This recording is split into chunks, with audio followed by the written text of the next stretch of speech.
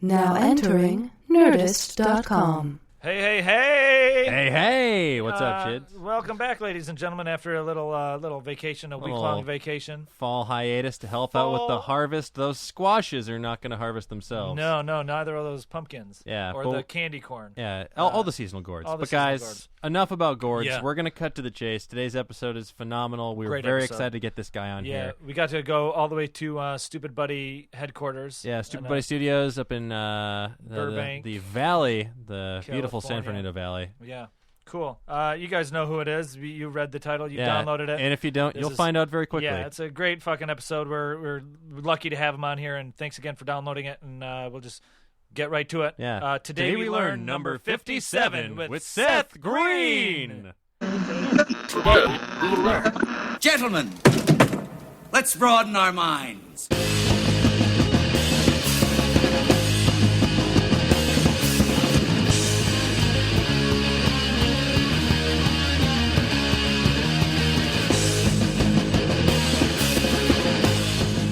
So we generally like to start off each episode with the guest providing either something simple they learned recently or a fun fact about themselves. It can be anything from like a Snapple fact to, you learn how to tie your shoe differently or whatever like that. No real rules or no real pressure or, even, like if you got a weird talent or something like that. No, just any type of, no real pressure, no nothing, nothing simple like that. I don't know. I've found that I can get into a lot of really random places around the world just by having been on television or in movies. Yeah? Okay. Yeah. like, what's the weirdest place you got into? I had the president's Secret Service sniper detail let me hold all their guns. What? Oh, that's awesome. Oh my God. And while visiting Cape Canaveral, we got to see nuclear payload. Oh my God. Well, because basically all the rockets that launched it off the planet are atomic thrusters. Yeah. And so we got to check out a payload. That's super awesome. cool. And the guy with, he's got the certification on his badge. He's like, all right, don't tell anybody. He's like, Yeah. what did you do? It's just weird, the trust implied by having been on television. I feel like if you're going to show somebody a nuclear payload and you follow it by don't tell anybody, that's an obvious, I'm going to tell everybody. No, I've actually been pretty cool. This is probably the first place I've mentioned any of that. Yeah. Although I have pictures of me with the sniper team. The sniper team. And Yeah. all Hey, to their credit, by the way, all of their weapons. No, all of their weapons are ammo-less. Nothing's loaded. Everything was still on safety. It was all confirmed. We checked all the chambers and stuff. They let me take the shot. No, they were off duty actually. It's a whole long story, but they were off duty, and as a result, they let me see stuff they probably shouldn't have. That's awesome. Yeah, that's all I mean. That's cool. Yeah, Are you a sniper? Prove it. Well, you just get access to places that you shouldn't because people either want you to think that they're cool or they want to share something with you that's special about them. Yeah, and it's cool. I mean, I get it. I'm on board. I look forward. I look forward to the day that happens to me legitimately. But I used to be in a punk band in the early, in my early 20s, and we weren't really, we were all right around Michigan. We played some music festivals, and one time we were at it's that country place with all the Cracker Barrel. We were at a Cracker Barrel, and they got all this shit on the walls. And it's like a redneck Applebee's. There's got to be a magazine where somebody's just decorating the place. But anyways, we were eating there, and the servers started looking at our table weird, and originally we just thought it was because I had pink hair, and my brother, Oh yeah. we looked weird. The fuck are you looking at? Yeah, You exactly. got pink hair, friend. Well, What do you think I'm looking at? It's unnatural. Middle of Michigan, small town, and next thing we know, the manager comes around and she's like, "Oh, we got your, my daughter's seen you at, the music festival 3 weeks ago, or whatever." And they bought us food, and I was like, "All right, that's kind of neat." That's awesome. Yeah, pretty fun. Yeah, free food is that. I feel like that would be my favorite thing. People come up to you with just free stuff all the time. They're like, hey, I want to share this with you. You're like, thanks, man. What's the weirdest free thing someone has come up to you with? I had police officers in New Orleans invite me to their house so their wives could cook me a meal. Wow. Yeah. I bet it would have been a great meal, but that is mildly terrifying. It was the same year where in another state I was being thrown over the hood of a police car and handcuffed. So it was actually kind of a hilarious opposite view of what police can offer. That's like the G-rated version of Indecent Proposal. Yeah. Come to our house and let my wife cook for you. It was you know what? It was the first time that I'd met police and kind of got the sense that they were people. Yeah. Because heretofore, all my interactions with police had been very different. Yeah. Yeah. Yeah, it's nice they're not pulling you over for an infraction. Like, hey, can you pull over for a second? No, why we stopped you? Because you don't have some delicious jambalaya in your stomach. Speaking of free stuff, we'll get to a fun fact here that it may or may not be correct. But that voice you hear, ladies and gentlemen, on this new episode of Today We Learned is none other than writer, director, actor, Emmy winner, Seth Green.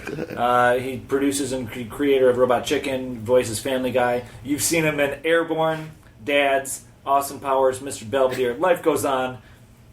Most recently, The Identical with Ray Liotta and Ashley Judd, as well as the voice of Howard the Duck in Guardians of the Galaxy. Spoiler alert if you haven't seen that yet. Spoiler but seriously, what's your problem? Who hasn't seen Guardians yet? What's I'm wrong sure with one you? person. I'm sure there's plenty of people. I'm sure there's people actually at this point that are like, I'm not going to see that fucking movie. It's so good. But let me say that to that percentage of people that have not seen Guardians, you're making a mistake. Yeah. Don't hold out. Don't try and be some strident asshole that's like, I'm not going to do what everybody's doing. Treat yourself to a delightful cinematic experience. It's so good. It reminds me of the Aziz Ansari joke on one of his specials, where it was on the Comedy Central, one of his Comedy Central specials. He's like, let me ask you guys a question. Clap. And he's like, give me a round of applause if you haven't seen the movie The Dark Knight. And it's like 3 people clapped, and he's like, what the fuck is wrong with you? But anyway, Seth, I was listening to a podcast with Steve Agee, a few of yours. And you guys mentioned, Steve, you were on Steve Agee's podcast. Yeah. And you guys started talking about Skittles for quite a bit. Well, so, yes, yeah. And that kind of ties into with getting free stuff, because I recall, if I remember correctly, you tweeted about Skittles. Yeah. And then next thing you know, you're getting Brinks trucks loads of Skittles. That's a little bit of an exaggeration of the amounts, but yeah, we got a large supply of Skittles. But that stems from the whole, cooperative free stuff in exchange for passive advertising. Like, all of these companies have started to see social media as an opportunity to just translate their messaging. And especially if you've got a significant amount of followers, that message has the opportunity, not necessarily guarantee, but the opportunity to be disseminated amongst any number of people. So that's a pretty powerful advertising model, and any of these companies just recognize that by sending you something, you might advertise it to over 1 million people for free. And so we were doing a gag on the show in the 5th season, I think, and it was like a Justin Bieber joke, and we were going to do a Peter Gabriel sledgehammer kind of thing with Skittles, and so we bought a couple hundred bags of Skittles, and then we had to separate them into colors so that we could do... exactly. do this effect. Such a good video. Right, and then at one point, we were just laughing because we had bowls full of separated color Skittles. And I just took a picture of that. I'm like, man, this is intense. Or something, I can't remember what the actual thing was. And I did the @ for Skittles. Mm-hmm.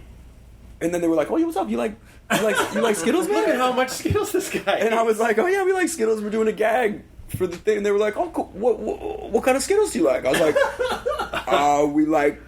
The regular Skittles and the sour Skittles too. Not tropical. Well, then they sent us a duffel bag, a Skittles duffel bag full of Skittles. Oh, that's awesome. And then they were like, "Hey, man, anytime you want more Skittles, just tweet this thing."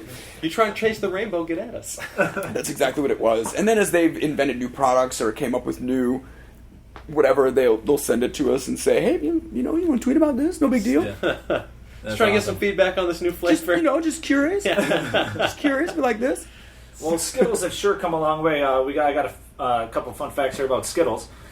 Skittles were first made commercially in 1974 by a British company. It's the year I was born, by the way. 1974, yeah. Coincidence? An auspicious year or Illuminati plot? February 8th, I believe, correct? Yes. If I remember. You're really hunting me now. Yeah, I did some research. They were first introduced in North America in 1979 as an import confectionery. In 1982... Same year that Star Wars was released. The plot thickens. All right, 1992. 92 was my second year in Los Angeles. You got dates for everything here. 82 was also the day I was the day I was born, and all of those days it was a long pregnancy in my mom. Yeah. A lot of labor. 1982 domestic production of Skittles began in the United States. Skittles' famous phrase, "Taste the Rainbow" theme was created by a New York ad agency circa 1994, and Skittles are currently being produced and sold by the Wrigley Company. 94, that's the year that Kurt Cobain died. Yeah. And the year of the Northridge earthquake. Northridge, that was... Why is this? This is amazing. Why are those the facts? I really it's connected. This episode is going to be called "This Year We Learned." Yes. And it's just going to be us spouting out years. And the company was originally founded. Fun fact about Wrigley Company: they've been around for a minute. They've been around for a long time. They were originally founded on April 1st, 1891. 1891. Oh, that was the rush for the gold.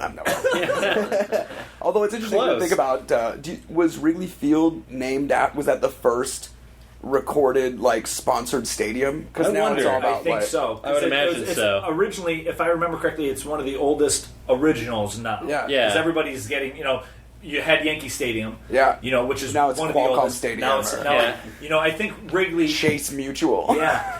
The Detroit Tigers Stadium is now Comerica Park. Right. So I feel the Verizon Amphitheater. Yeah. In Chicago, the White Sox play on U.S. Cellular Field. Jesus Christ. What a bunch of assholes we are. And we've just accepted it. And then even worse, those names become part of your vernacular. Like when you're young, you just say those things, but I'm thinking how they correlate to the Staples product. Center. Yeah. Staples Center. Staples is a little more innocuous because you're like, oh, that could be someone's last name. It's like, welcome to the Chili's Dome. Every time you walk through the door, you just hear, "That was easy." After every show, it's like, the lights come on. That was easy. So they're releasing balloons, they just drop office supplies. Skrillex headlines the club, and it's all samples of "That Was Easy." Oh, no. He opens his set with "Bye Menon." He gets bought out by Facebook, and it's just Facebook's Skrillex. I heard I heard a remix of that ringtone recently. Like, people are sampling that in, the iPhone ringtone, so nothing is sacred. What is happening? Nothing is sacred. Pop culture just slowly exactly. It's just folds in on itself, everything. deeper and deeper and deeper. It's just a nerdy Borg machine. I love it. Seth, you created Robot Chicken. Co-created, yeah. Co-created Robot Chicken, which is for those of you that don't know, it's a stop-motion animation comedy show on Adult Swim, Cartoon Network. Stop motion, the first instance of stop-motion technique, is credited to a gentleman by the name of Albert E. Smith and J. Stuart Blackton for Videograph's The Humpty Dumpty Circus, circa 1897, in which a toy circus of acrobats and animals come to life. Later performed in the 90s by the Digital Underground. And covered by Powerman 5000. Fun fact about a stop-motion Christmas special, Rudolph the Red-Nosed Reindeer is the longest-running Christmas TV special in history. Yeah. It's a stop-motion...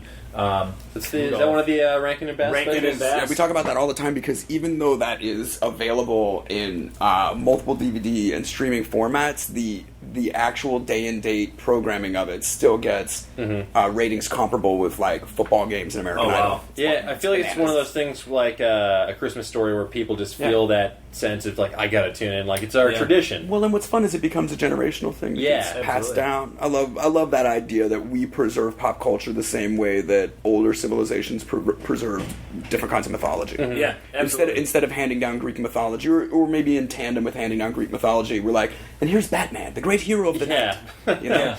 Well, and that's I use that exact debate when people complain about a new movie coming out, a remake. Yeah. People complaining about or Bane, they did Bane wrong in the the Dark Knight Rises, or the the new Joker or whatever. And it's to me, it's think of it as a campfire story, and it's a telephone game. Sure, but that's exactly the point that I think some of the purists make with interpretations. When something, if you're a fan of the thing and it's part of your onus to preserve this mythology and pass it down in the same tone in which you received it, when you hear it misinterpreted, you'd be like, no, he came in the back. You don't remember? You know what I mean? So I understand that outrage, but not at the notion of remakes in general. I think remakes can be a good thing for that exact reason. You as a new generation have the opportunity to access whatever this mythology is, but that's where the the way in which it's passed down becomes more and more important. Yeah. And I think also it's an important point to make that mythology by its nature is something that is retold and evolves over time as it's passed down through generations. So while you might not like something at face value, like if you weren't wild about the new RoboCop, it's still, exposing people to that franchise, and then maybe they might go back and examine the original Verhoeven movie. I think that's something that happens as you get older, though, because when you're young, you really feel like it's of your time. You don't recognize that you're privy to some kind of ongoing mythology that's passed down generationally, especially for IP that's invented in our lifetime. Yeah. I was alive when Star Wars was invented, so the concept of it preserving for 60 or 100 years is a very big thing to wrap your head around. Yeah. Yeah, I mean, and it's... Well, and time that's exactly that is, and it's also amazing how you think about how short that time is, and how inventions and microwaves and technology we use was invented within the last 70 years, and it's not going to be long until Star Wars was 80 years ago. God, I can't. You know what I mean? I had a flash forward like Star Wars 50th anniversary. Yeah. Yeah, but the exciting thing about it is that you get to share all of the ideals and the adventure and the enjoyment of telling those stories with generations to come. Oh, yeah. Like, that's really Yeah, cool. and then and that's what I think. People are just trying to recreate what they experienced because they want to give that to their kids or the next generation. I think so. I agree with you on that.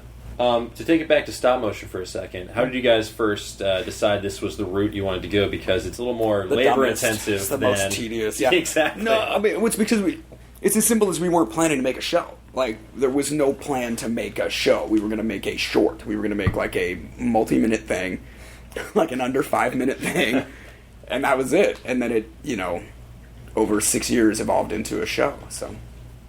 Nice. But stop motion, the reason stop motion is because I've always loved...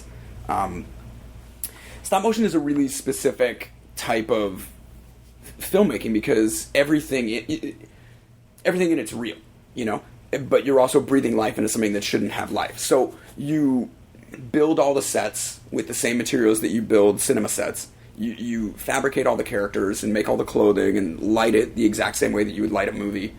And then you shoot it exactly like you'd shoot a movie, just frame by frame. Yeah. And so, to the human eye, you're drawn in a really unique way. You're actually witnessing something that you're certain is real, which is one of the greatest necessities of any kind of entertainment. And a lot of time the trouble with CG is even when it's photorealistic, your eye recognizes where something's not quite human or not quite physically that real. uncanny valley effect. Yeah, and not just even in the faces. Like you can tell when movement isn't real. You can even tell in modern VFX when the gravity is wrong or some such thing. So the combination of photographing actual elements and then having an animator that's skilled enough to really bring something to life and replicate a recognizable movement, your brain sees that. And so you get this unique ability to entertain or show something that shouldn't be alive being alive and acting in a way that a human can relate to on a very subconscious level. So it's a primer for entertainment. And what we do is make toys act like people, which is just really funny. Yeah. It's just funny. So that's what we were trying to do. That's the whole point. Different than Toy Story. Yeah. Different than doing something that's that heartfelt and like a story from your childhood or the story of growing up or the story of like passing on juvenile things and becoming an adult yourself. Like that's a very different message than like, you guys remember when the Dino Riders were? Those were weird, man. Look how weird those were. That's all we're doing. We'll occasionally make jokes, but or we'll occasionally make some kind of comment about culture, but we don't really talk about politics or anything. I feel like another important difference there is that in Toy Story, their toys, they know their toys. Right. And Robot Chicken, they're just the characters, and they happen to be told through the medium of these like figures. Yeah, they act out our questions. It's almost like almost kind of like a stop motion Pleasantville type of thing with action figures and stuff like that. Without actual... necessarily the self-realization. Yes, exactly. Yeah. Like you're going into their world, and it's just He-Man getting a burger or whatever. Well, I'm glad you brought up He-Man because we're going to talk about Masters of the Universe. Masters of the Universe. So, in case you guys didn't know, it was Masters of the Universe in 1976. Mattel CEO Roy Wagner declined a request to produce a toy line of action figures based on characters from the George Lucas film Star Wars. A huge mistake by everyone's estimation. And after the trilogy turned out to be tremendously successful over the next couple of years, all the related merchandise was making like so much money, Mattel tried to launch several unsuccessful toy lines in response. One that did sort of hit, and I would say actually hit in a big way, was Masters of the Universe. Yes. There's a subsection to that, though. Yeah? Yeah. Well, which is how the Masters line came up, unless it's what you have there. Is it about Conan? Yeah. What? Because I've read. We do have a bullet point here, but I've read I've up until when we were compiling this, I was completely under the impression that it was originally supposed to be Conan the Barbarian action figures, but the Conan movie was too violent and gory for kids to purchase. Yeah, if I understood it correctly, they had already built a series of prototypes. In fact, there's another line that another company did using the same molds and tooling based on a Barbarian comic, a character with like a winged helmet and swords. But the Masters line, they pushed into this completely fantastical world that had elements of barbarians, but was also about magic and sorcery. Yeah, so they could go like the creator Roger Sweet was one of the original designers. He created 3 prototypes to pitch to Mattel in that vein, because that way they could take it in any direction they wanted. Like you could go the barbarian route, you could go the sci-fi route, you could go the fantasy route. And they ended up merging them all together. Pushing it all together in one big pile. But then, so in 1980, the rights holders of the Conan the Barbarian character, they actually were negotiating toy rights with Mattel, and they had prototypes created, but when Mattel rolled out He-Man the following year, they sued because they're like, this is just a Conan ripoff. Yeah. What are you doing? Yeah. But Mattel ended up actually winning. Yeah. Obviously. Yeah, because there's not really prosecutable similarities between them. Yeah, exactly. Especially, Conan is such a long and old old story. There's so many. There's Conan a books. little bit of public domain on that, but it's. But I wouldn't say back in 1980 by any. I don't think it had run out. I don't think it had run out any of the statutes. No, I think it's only recently that he's started to come back into public domain. It's more about the book. Howard. It's like book stuff. Yeah. Now, Masters of the Universe was actually groundbreaking because when they turned it into the cartoon, the animation series, it was one of the first children's cartoons in a long time that could show the hero actually punching people and fighting. That's interesting. Yeah, he very rarely does he actually use his sword to fight someone unless he's deflecting a laser. But it was one of the originators, and it also started the trend of, if you're going to have a 22-minute commercial for toys, you have to have some sort of moral at the end, which G.I. Joe ended up taking up. But that came from a relaxation in the laws about the way advertising worked and the way supportive commercial programming could actually be about a particular product. Like, up until, I think it was 77, there was a law against creating any kind of programming that was just advertising for an external line. Yeah, well, that explains most of the 1980s. Especially for children. Especially to shove, to air just at children. Yeah. Yes. It's nowadays it's everything's well, if you just watch the XD network,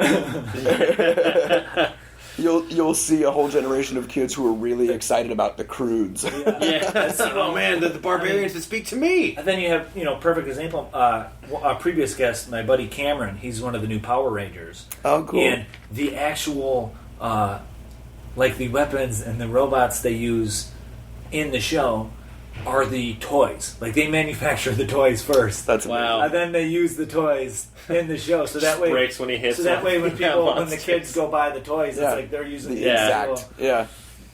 As seen on TV. Yeah. Let's segue this slightly. At the end of every Robot Chicken, over the Stoopid Buddy end card, you guys say "stupid monkey." Yeah. But I found a story of a very smart monkey. Well, actually, not a monkey, a baboon. A baboon called Jack the Signalman.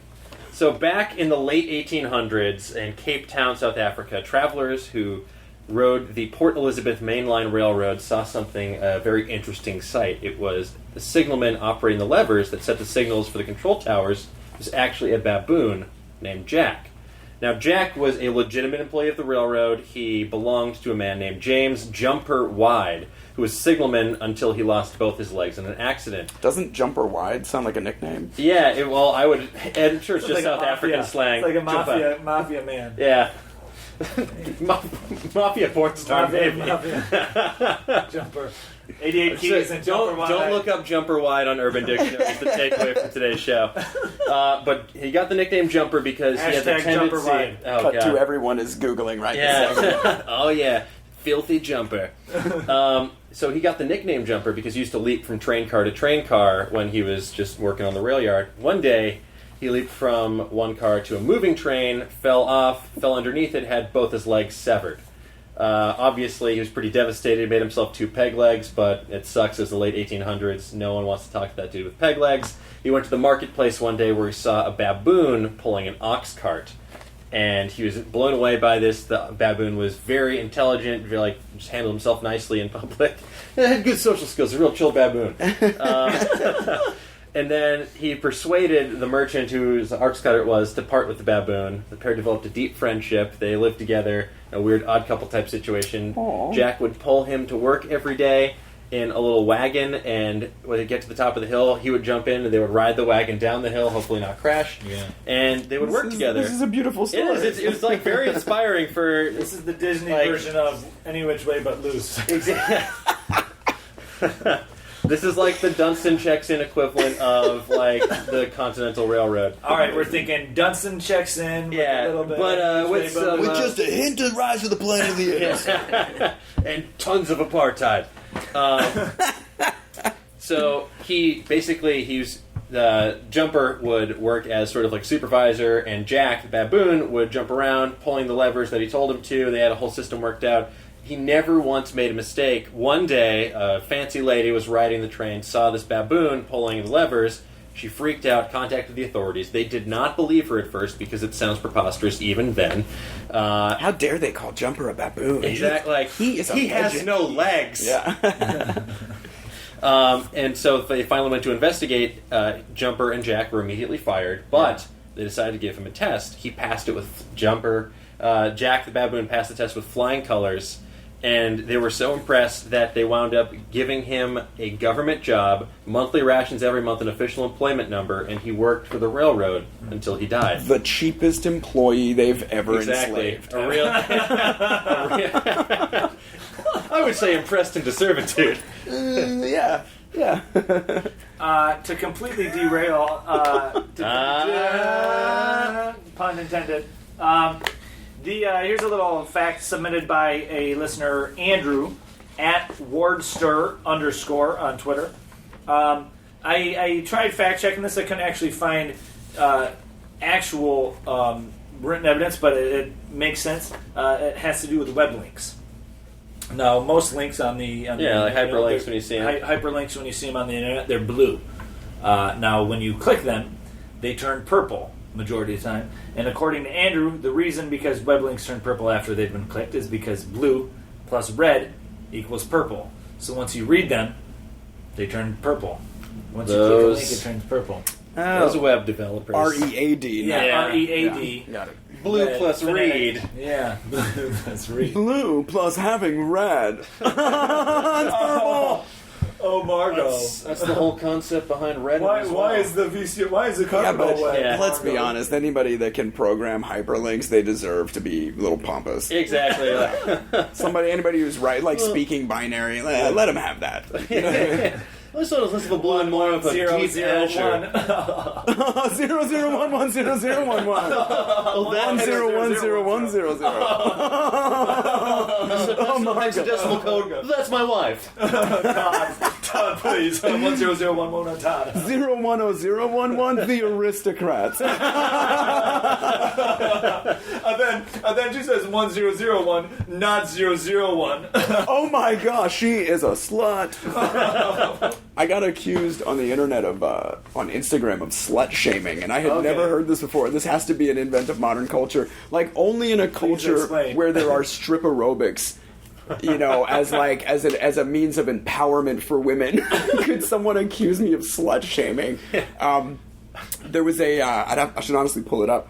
but I saw for like the 5th time on the cover of one of the tabloid magazines, Kim Kardashian side by side with somebody else who I thought was of a higher standing in our culture, or at least made a more clear representation of a positive influence. Yeah. The last time I remembered it was Sandra Bullock. And I said, "Oh, okay. So former what did I say? Former porn notables and Oscar winners are identical." Thanks, thanks. Now I got it. And so this one, it's Kate Middleton and Kim Kardashian. Oh wow, Kate Middleton, the incumbent queen of England. You know, England, yeah. And, on the cover of Star magazine. on the cover of Star magazine, they say. Kate and Kim, 2 babies, and they say a little brother for North, a little sister for Prince George, and then it's making comparisons between their pregnancies. And I said, so we're saying former porn notables that are indiscernible from British royalty and their offspring should be revered equally. Got it. This is the most likes I've ever gotten on a photo on Instagram, and the most comments. 530 comments that I have ever gotten, and it is insane to watch our culture argue about the importance or lack thereof of either of these people. Yeah. I like just putting out messages and being like, what do you think? God, it's just like, So, let me just throw this cherry bomb in here. Well, that's what somebody called it, slut-shaming. And so slut-shaming. Yeah, and so here's the thing. I wasn't saying she's a slut. Yeah. I'm saying she released a porn film. Yeah. And that's just the truth. Yeah. And it wasn't accidentally stolen from her, because I've seen what that looked like when it actually happened, and then since then there's been an almost 10-year trend. Since Pam Anderson and Tommy Lee's private tape was stolen from their house, and the entire world at large recognized an available industry, I've not only seen producers and financiers and creators follow that, but I have also seen would-be celebrities that weren't finding a fast enough route to reality celebrity, take that route as well. And, we're in a culture where one of the girls next door, do you remember this? The reality program about Hugh Hefner and his girlfriends? Kendra and right, so others. Kendra was on the cover of one of the magazines with her arms folded looking a little forlorn, and the all-cap, bold yellow headline said, "My sex tape nightmare." Right, because I'm sure this was an accidental release, even though it tied in with the premiere of the series that she was doing with her new husband. The production was terrible. But I just want to point out the threshold that we crossed when a magazine like People has to explain the concept of a sex tape on the cover of their magazine. So think about that, because I remember when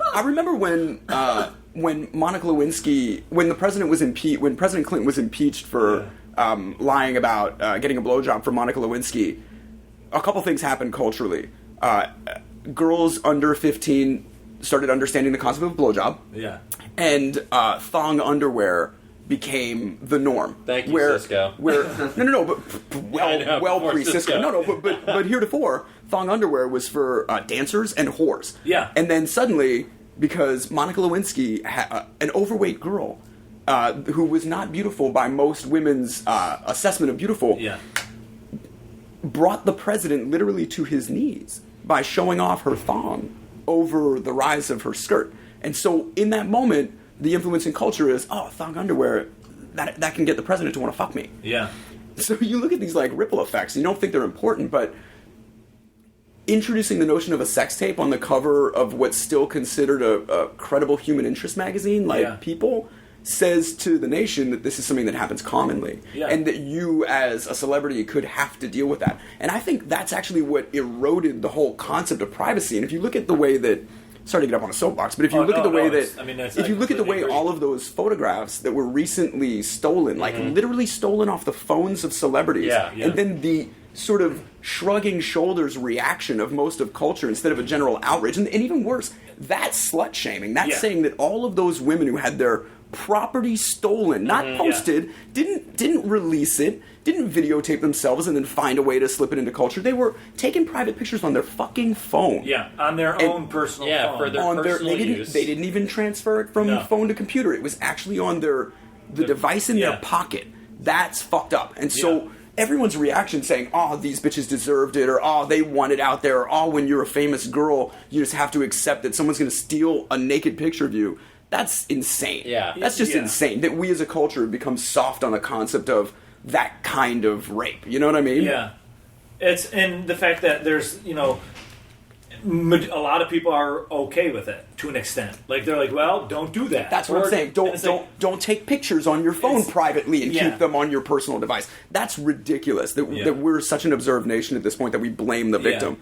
Or that you want to talk about slut shaming? It was everybody that came to the defense of the hackers instead of coming to the defense of the fucking victims. Real winners there. Me, sort of, in my opinion, cleverly pointing out that we're crazy and have misplaced priorities as far as our influences and celebrities, who we turn into heroes. Like we're a little distorted as far as who we're defending. That's pointing out a cultural dichotomy, not throwing someone under the bus, as it were. Like you're not. Listen, she can release a sex tape if she wants to. That is her right. Absolutely. As an American. I am going to say that that's not the best way to get famous. Although all evidence to the contrary. It worked out for her, but also. I feel like she had the infrastructure and the incredible Machiavellian mother to bring that all to fruition. But you're also forgetting that she was best friends with Paris Hilton and watched Paris Hilton's entire rise to power and just learned how to do it better, smarter, faster. Yeah. It's like Paris Hilton was her behind the music.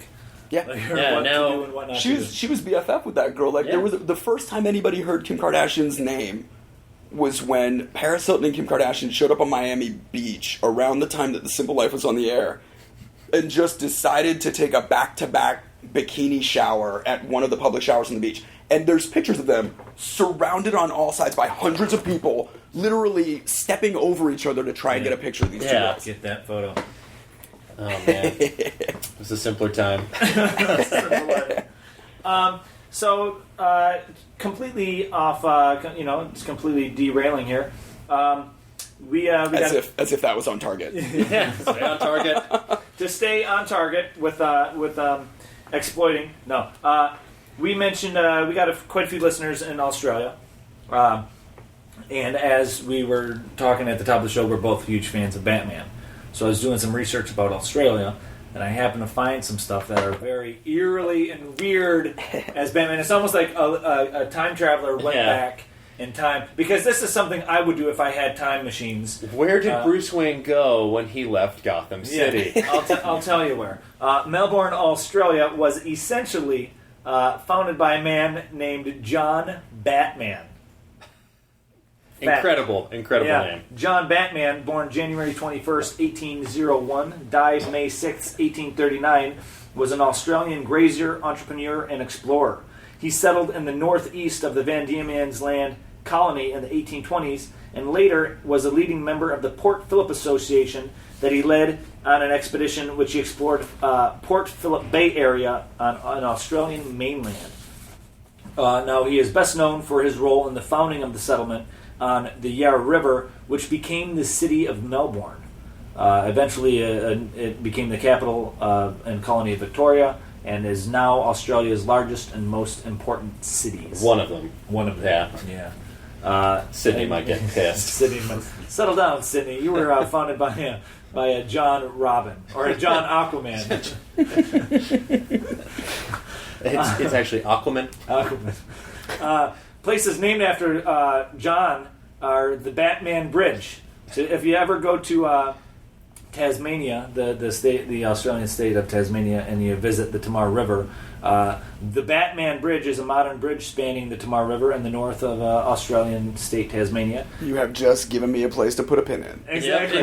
Like, I'm reading these and I'm like, I need to go there. There's a Batman railway station in the Upfield line in Victoria. It has one platform with two faces. Yeah, and I read that on Wikipedia. I'm like, the Batman platform has two faces. Stop it. Yeah. I'm reading this and I'm like, I need to fly there just to do a selfie. Yeah. Like if I could do that, I would just, like, if I could get Skittles. Hey Skittles, if you're listening, send me to places to selfie with your product. Yeah, he also runs. There's also the Batman Orphanage for Wealthy Youths. You know what Skittles does have is a thing called the Skittles smile, which is a little thing that you hold up in front of your face that's as if your teeth were all made of Skittles. That's and I'll bet terrifying. They sent us one of the things so we could take a bunch of silly pictures with it, and then sent us a shit ton of Skittles in exchange. Amazing. But I have to imagine that if you took the Skittles smile and took pictures in front of the Two-Face Bridge, they'd be pretty stoked to support that. Hey, Skittles. Nakatomi Plaza is in Century City. I'll do that tomorrow. Are you going to do the falling out? I'll do the falling. I'm down at Nakatomi Plaza. They're turning my car to Swiss cheese. I need backup now. God damn it now. I just want to chill with Argyle in the limo. I love that movie so goddamn much. Me Speaking too. of Christmas movies, Yeah. That and Gremlins are like the best. Oh, so good. Lethal Weapon 2, right? Was that Christmas or that was Lethal Weapon 1? I think it was Lethal Weapon. Whichever one shaped like. It's the first one, right? 'Cause Yeah. the second one is with the South Africans. Yeah. Yeah. John Batman. Actually, no, he was Australian. Excuse me. Jack the Baboon. Have you ever seen The Ref? The Ref. Dennis Leary. It's Yes, The Ref. Kevin Spacey and Judy Davis. Is that where he's like all black holding hostages? He's a robber Okay. that's trying to escape a town that is slowly closing in on him, and he winds up taking a family that's parents that are considering divorcing. Okay. And their son comes home for the holidays, and then their family's all coming over, and he's accidentally kidnapped a family Christmas dinner. Oh wow. It's really great. It's actually a really great movie. The Ref. I'm gonna have to put that on my list. It's some brilliantly funny dialogue. Richard LaGraveness wrote it. Okay. The Ref. I like Dennis Leary. I'm gonna have to check that out. It's his prime. It's honestly like, well, Is you that know like what? Is that after right. Asshole or before Asshole? It's after No Cure for Cancer, Okay. but before the fireman show that he's Rescue doing. Me. Rescue Me. Okay. Yeah, like he's really a fucking he's really- great actor. Yeah. But this was one of the first movies he did when he was becoming popular as a comedian. Okay. He was one of my favorite parts of Amazing Spider-Man. He's let's not talk about that movie. Yeah. He is. talk He's about I awesome. didn't say the second one. I can't. Actually, I don't want to. Yeah. I Going don't want to a to talk dark place. about that. Put me in a very uncomfortable Yeah. position. If we start going down that. Yeah. Going down that route. I'm sure I agree with your silent opinions. We talk about it off. Yeah. Yeah. We talk about it off. Well, let's talk about how Japan is actually just a little bit smaller than California. Seamless. Mine a two-wheeled scooter, because that was an excellent segue.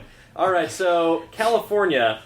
A lot of people think that Japan is tiny because that's how maps work, but it's actually not that much smaller than California, and it's almost the same size as Montana. Yeah. So Japan is 145,925 square miles.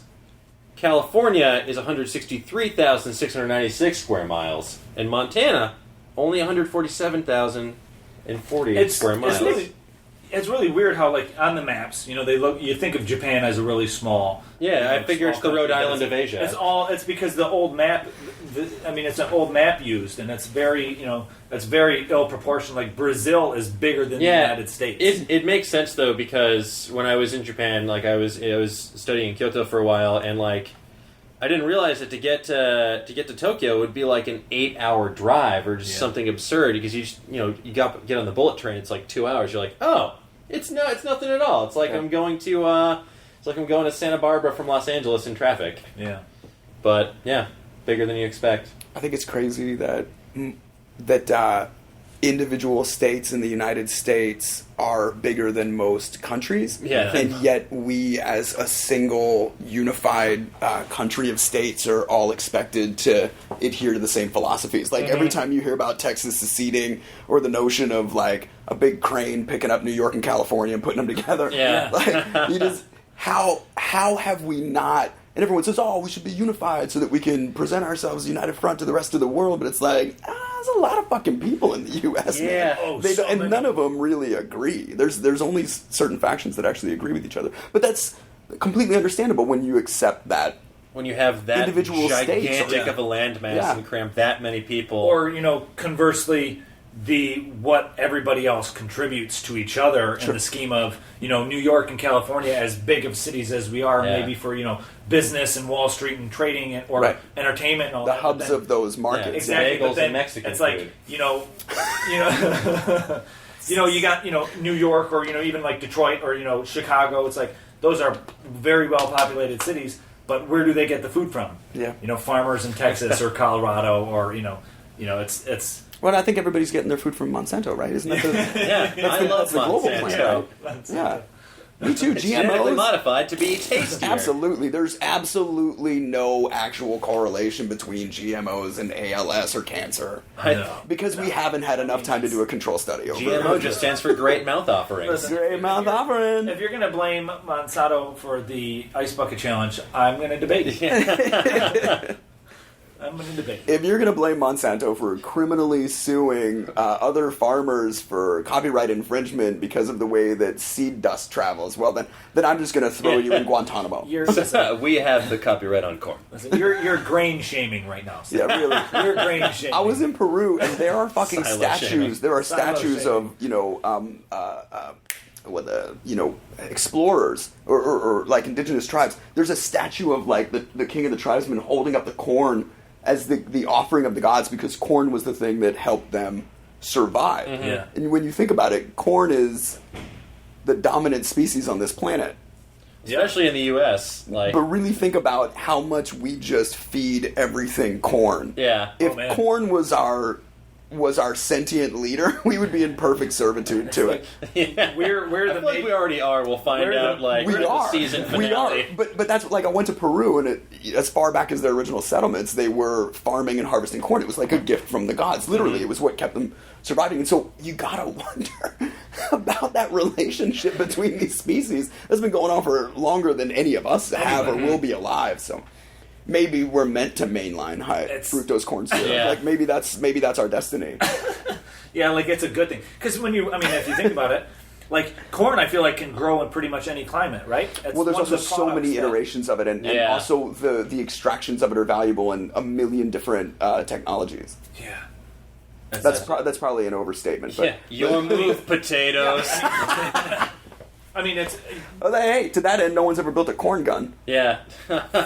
Yet. You can Imagine- easily put in your corn in a imagine- fucking t-shirt gun. You could, but a potato's got a more People just dense- haven't dared to dream Imagine yet. like full blown. See, the thing with that is potatoes will smush. Right, a corn is rocket a drill right set- through you like an it's M16. a projectile. Corn is like, yeah, projectile. nature's harpoon. That's like a rebooted Lord of the Flies. Yeah. Where they like build corn cannons. And I guarantee Mortars from the ground. Yeah, I guarantee if you get that GMO corn up to velocity, it could like pierce a tank. Absolutely. That's The, super corn. Yeah. The technologically advanced Lost Boys attack Captain Hook with the corn missiles. I thought you were talking about the Schumacher Lost Boys, and I was like, I don't think vampires can I'd eat love corn. to see that crossover. Yeah, right. I always forget that he did that movie. Yeah, Flatlanders too. Yeah, like There was a moment, man, and where he was. It's not that he's a bad filmmaker. It's just that his instincts about Batman were antiquated, and so that was a time where culturally we were more willing to accept a more rooted, more grounded Batman. Even though the Burton movies are fantastical, they still have an Have some element grit of, to them. Exactly, and so Schumacher leaned back into the Adam West era, where it was all brightly colored and exaggerated and a Campy little jokes. farcical, campy, yeah. And so and also it was the studio mandate of trying to spread that IP as many ways as they could, that Yeah. insisted on having not just Batgirl, but Robin and the Riddler plus the fucking Mr. Freeze, and Two-Face. at the same time, it was just Oh my so much God. shit in the same movie, and So much. there's no real estate for Batman, who's supposed to be a fucking detective. You guys, Yeah. it's so. Yeah, like and But it's, those not, it's just his opinion. Schumacher was a really prominent filmmaker that was actually good at making movies, and just like always happens, whoever is trading the highest at Warner Brothers either gets to star in or direct the Batman movies. That's how it's consistently historically he was gone. doing what he was told. They wanted more. They wanted more versatile, more family fare. I guess they wanted it to be more accessible. Versus, I mean, when you look at Return, when you look at Batman Returns, I mean, it was like you look at the Penguin and you look at like Catwoman over sexified, and it was very. I mean, Returns was almost more dark and gritty than Batman 1, I would say. Yeah, but it's also is- ridiculous, and it has You know? the Penguin stealing the blueprints to the Batmobile as if Yeah. that's possible, and then fucking Yeah. hacking it as if that's possible, and the Penguins Yeah. carrying off the Penguin into the water. It's ducks. It's some pretty silly shit in that movie. Ducks everywhere. There's some pretty silly shit. I mean, you just light The it point with- where Oswald Cobblepot is speaking Yeah. to the people, and then the tide turns so much Well, it's to 'cause- people throwing rotting vegetables that it feels like there might as well be a rotting fruit vendor in the it's- audience. Get your fucking fruit! Yeah, Oh, throw I it at thought I was Oswald finished as a Cobblepot! fruit vendor ever since my refrigeration unit in broke. In his defense, it's because Batman was playing DJ with a CD. Right. He was there's scratching Serato. a CD. Yeah. Yeah, isn't that what Moby does? Yeah. He just spins his Mac. Isn't that what- I played this Isn't that what town Dead Mouse like a is all harp about? from hell. Work, work, work. Play. I played this town like a harp from hell. I will say, That doesn't sound manipulated. if nothing else, No way that's an authentic quote. it's the original line reading. I fixed it in post. Could be worse. If nothing knows? Could else, be Joel gosh, Schumacher gave me those frosted glass mugs from McDonald's featuring the Batman characters. I got all those too. Yeah, so those were dope. thanks, Joel. I know you're listening. What was that? The sound of this? My name was mentioned in the ether. Schumacher I feel like he's like Obi-Wan and can hear every time his name is mentioned in a He appears positive in light. ghost form, like just hovering. Well, no, because I'm sure he must get a lot of like I don't know. Your ears are burning. I felt a million movies cry out as if they were shitting on my movie. Here's the thing: as bad He's as, also fucking been on that cross for a long time. Yeah, it's he's got to make. we can let him down now. in his Yeah, plenty of defense, people have got. Yeah. in his defense, two things. When those movies are on TV, I can't turn them off. I can't watch it, man. I have to, I can't. It's Batman by default, and if it's on TV and nothing else is, I kind of gotta have it on in it. Both of those movies are terrible for one really tangible reason. In the one that's Val Kilmer, he says to is it Elle Macpherson? She's talking about like being into him and this isn't fair and this and that. He goes, "It's the car, right? Chicks dig the car." And in that moment, I was like, "Oh, fuck you, man." Yeah. This kind of stupid shit. And then that line was so offensive to me, and yet they use it to open Batman and Robin. Yeah. It's a quiet shot of the car. You hear Chris O'Donnell, and my buddy and I, he won some. He like put his business card in a thing at one of the videos, like Suncoast, and they called him like, "You win a free copy of Batman and Robin," and he was like, "Hey man, what do you say we just watch this and see how bad it got?" Because we both seen it in the theaters like a year before. And then he goes, "I just want to see. I just want to find out like where in the movie does it go bad? Like at what point does this movie suck?" The very first line of dialogue is Chris O'Donnell saying to Batman, "I want a car. Chicks dig the car." And I was like, right fucking there. Yes, It wasn't. Oh, it that was wasn't- easy. That was wasn't easy. It wasn't the Batman Visa card. You know, there's things I don't remember about that. and Yeah. I'm thankful. Yeah, sorry, trigger warning, everyone listening out sorry there. to remind you. Hashtag Batman Visa card.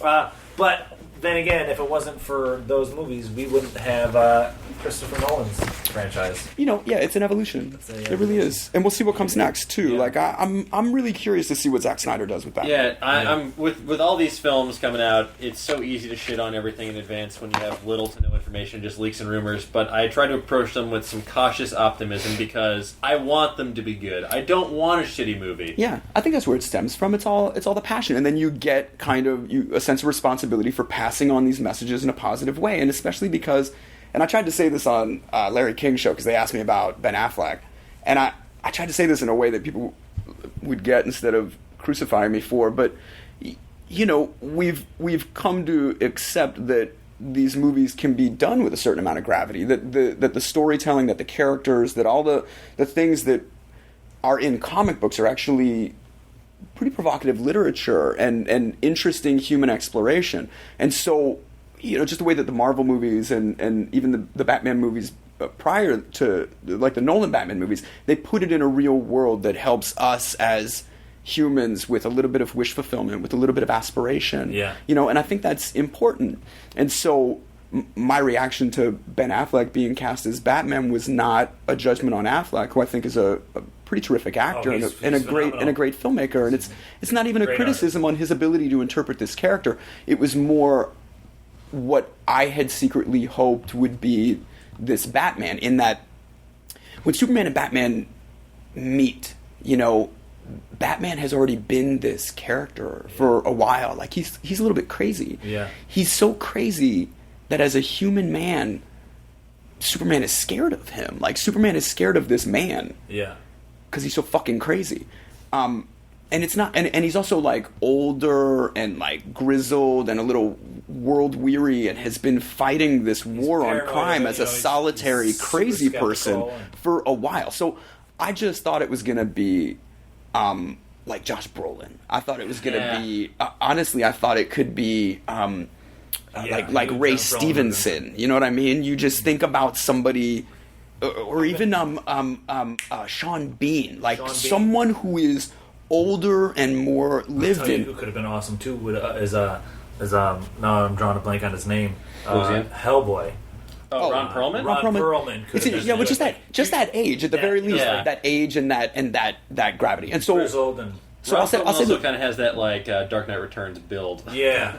Why that's you think about that Frank Miller art, and you kind of want to see this version of that broken character that's confessing to this little girl that he's Bruce Wayne. Yeah. Like there's something about that I'm hopeful for. So, but on the same token, I feel like I have to say this: if you love a filmmaker and you appreciate their visions, then you have to appreciate what they've set out to do and give them the opportunity to show you why they've made these selections. And so I don't know what story Zach has to tell, and that's why I think I reacted to the casting the way I did, was because I had hoped for a different interpretation, and now it's just up to everybody to wait and see. Yeah, it's just a game of expectation management until you actually can see the finished product. Yeah, but less a criticism on the casting and more like, oh, I thought we were telling a different story. Yeah, exactly. Yeah, you're excited for a different story, then it finds out it's different story. Yeah, but again, with that casting, that is the exact way that Batman has been cast historically. Like, whoever's the highest trading commodity at Warner Brothers gets to direct it, and whoever's the highest trading commodity at Warner Brothers gets to be in it. From Val Kilmer to George Clooney. Yeah, I mean, to even Michael Keaton. Yeah, I mean, he was killing it in the comedies, and he worked with Tim Burton, and that's how it... Yeah, they'd already done Beetlejuice. Same, and even Christian Bale, he after American Psycho and fresh off of The Machinist, garnering, for the acting, his acting capabilities and all that. Hadn't he already... Did he do... he did Batman before Terminator. Yes. Yeah. Yep. Yeah. And then... But Bale was like a no-shit movie star. Like, everybody... Yeah. Beyond just being a Daniel Day caliber actor, so he's a fucking movie star. Exactly. So, yeah. And, I mean, Affleck's, with his directing, he's all award. I mean, he's... You're not going to find a bigger movie star on the planet right now than Affleck. Who's as coming off Oscar for Best Director. Who's as big the year that he wins the Best Picture Oscar for Warner Brothers, they're like, "Oh, Ben, you want to be Batman?" He was like, "Of course I do." Yeah, who the fuck would say no to that? Batman. I don't know. I don't know, guys. It hasn't gone well. Let's talk before. Nightwing. Do I want to do very fun things? I don't know. Yeah. Well, as we wrap up, Seth, we appreciate you taking your time out and chatting with us. I have a couple of fun facts here about a fast food joint, In-N-Out Burger, for those of you that don't know. Now, I had these on the... Wait, let's just go around the room. When was the last time you ate In-N-Out? Like a burger or fries, because I'm vegan, and it's... I eat the fries all the time. No, I'm just saying go to the restaurant. When was the last time you went to the restaurant? A couple weeks ago. Weeks? What about you, Dan? I went like 2 months ago, I think. But that was the first time in a while. 5 years ago when I moved out here. Really? Yeah, I'm not a fan. I can't... 4 days ago. 4 days ago. 4 days ago, I had a double-double with cheese. Here's the thing. The hype was built so much... Actually, double-double implies with cheese, so I didn't need that. For the lay listener who does not have... the secret menu down pat. The hype was just so big. I moved out here. When I moved out here, I tried it. I'm like, okay. Then, combined with the fact that there was one around from the corner of where I lived, and the line from the drive-thru would always prevent me from getting home. It's still... Pick the right time, Yeah. During non-peak hours, which is when they're closed. But, this is one fact that I've had compiled on my master list for a while, and it actually kind of fits in with you as a guest today, because one of the facts is about the speaker system that In-N-Out Burger, long story short, was the first restaurant to have the drive-through speaker system that you order through the speaker, and then you place it. They were the first ones. But you also, I vividly. I don't know. I hate to put you on the spot, or this might be a sore thing, but you were a famous or fast food worker in the Rally's commercials back in the day. Yeah. I don't know if you guys remember this. I did not have Rally's. We had in my Rally's area. around the corner from my place, and as I'm reading this, I'm like, oh, that actually works perfect because it's a good segue to tie into, the Rally's commercial that you were in or whatever. Yeah. I don't know. Do you have any fun? I was just, do you have any fun? How did that go about? Like, quick, do you know what I mean? Arguably the most surreal experience in my life, and also one of the only opportunities I've had to explore the concept of celebrity in a safe way. So, when I moved out to LA, I was just doing commercials, just like hustling commercials, trying to get guest spots, working any way that I could, and I knew this one director. He hired me like 3 different times on all different spots. I did like a Crush commercial with him. I can't remember, like HP thing. I can't remember. But he knew me and I knew him, and he'd always hire me. And so the Rally's thing was just supposed to be like a dick in the drive-thru, and the concept was that fast food drive-thru overcharges the shit out of their food, and that Rally's had inexpensive food. And so it was the first time that I had ever heard the catchphrase cha-ching, and I got to be the one that said it. So, you don't think about that when you're making it. You don't think about, oh, this is going to catch on. Because I'd done multiple commercials in my life, and none of them were where's the beef. Yeah. And then the fucking cha-ching thing turned into some bizarre, had nothing to do with me, had nothing to do with the burger. Yeah. It just became something that people said, to the degree that the New Orleans Saints, when their team would score a touchdown, they would show the commercial. That's incredible. Show the commercial on the Jumbotron. A couple of the players, some basketball players, shaved cha-ching into their heads. It was in the 90s when everybody was shaving shit in their heads. Yeah, graphic fades were all the Bobby rage. Brown looked like Gumby. Like there was some crazy shit happening in the world. Sliding like Kid and Play even- was super popular. There was a time when people were really crazy. Imagine that. Yeah. And so the cha-ching thing just progressed to the point that the New Orleans Saints and Rally's paid me to go to New Orleans and lead a halftime cheer at the Superdome. That's so funny. Think about that. That's Like how amazing. it's the most insane story. And the weirdest thing is I stepped off the plane and I was at the time employed as a series regular on an ABC show that apparently no one in New Orleans was watching. Yeah. And even though I had done like 8 feature films, including starring in a Woody Allen movie, to all these people, I was the cha-ching guy. Literally no one recognized me from anything else. And people kept saying, hey man, you going to use this commercial? Maybe like keep on acting? I was like, yes, I think I will. Yeah, I hope so. Fingers crossed, man. But it was the most vivid peek into like a Beatles type of sensation. And since no one knew me personally and I had no personal stake in it, I could just sort of abstractly, objectively observe how celebrity makes people react. That's cool. Wow. That's awesome. That was the time when I was phalanxed by I had an armed police detail at all times. Yeah. They were the ones who were like, hey, do you want to... Yeah. Oh my Wow. goodness. I know. It's incredible. That's amazing. I was like 17. Wow. I know. Like, sure, I'll go to the Superdome. Why not? That's awesome. Yeah. That's cool. Well, and that ties us into the In-N-Out for fast food. In-N-Out was founded in 1948 by a man named Harry Snyder and his wife Esther, and the first In-N-Out burger was established in Baldwin Park, California. Cool thing about In-N-Out is it's one of the few fast food chains in the United States that pays its employees more than minimum wage. They're a huge advocate of paying more than the minimum wage, which keeps their employees happy, and it keeps them coming to work, and it's just a great environment. And it was the first drive-through hamburger stand in California, allowing drivers, in California, let alone the United States, allowing drivers to order through the speaker system, which was a new idea at the time because post-World War, it was always, like car hops, like you'd have the servers roller skating or coming, Good old Sonic. coming to take the orders at Love the car. it. Which must be a fucking skill to learn, by the way. Oh, God. Carrying trays of food and drinks. Carrying trays of food and drinks is hard enough when you're not wearing roller skates. Adding that... wheels and gravity. Roller Yeah. skating's hard enough. Yeah, exactly. Anything. No bueno. Right on. Well, that's wrapping up our show here. Seth, we want to thank you for joining us. Thanks a lot, man. My pleasure. Now is the time where you sell yourself. Where can people find you? You got your Twitter, you got Adult Swim, you got your film Yellowbird coming out. Yeah. Pitch yourself away. Where can the audience find you, and what can they World where Wide can they Web. see you? All my social is under my name, so that makes it easy. I use Twitter and I'll take pictures on Instagram. Yeah. For some controversial hashtags, check out Instagram. Yeah. I don't know.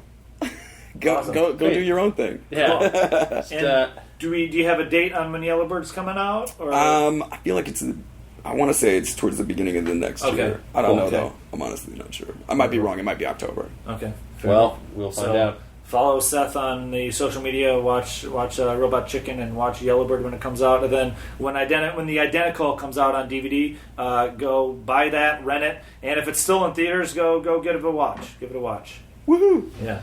And if you guys want to find us on the internet, you can find the podcast at TWL Podcast on Twitter, Today We Learned Podcast at gmail.com. If you have a fact you'd like to get on the show, send it our way. You can find us on Facebook as well, Today We Learned with Razzle and Dan. And if you'd like to talk to us individually, that's okay too. You can find me at OsteoFerocious. And you can follow me on Twitter at my name is Razzle and the number 2. And follow us. Thanks again for listening. We appreciate everybody's support, and we keep getting emails and tweets from new listeners, and we appreciate you joining us and catching up on our back catalog. And if you get a chance, feel free to give us a review on iTunes and share us with your friends. And as always, are we having fun yet? Yes, we are. And Seth, can we get a cha-ching? Cha-ching! Thanks, guys. Thanks, Seth. Thanks, guys. Now leaving Nerdist.com.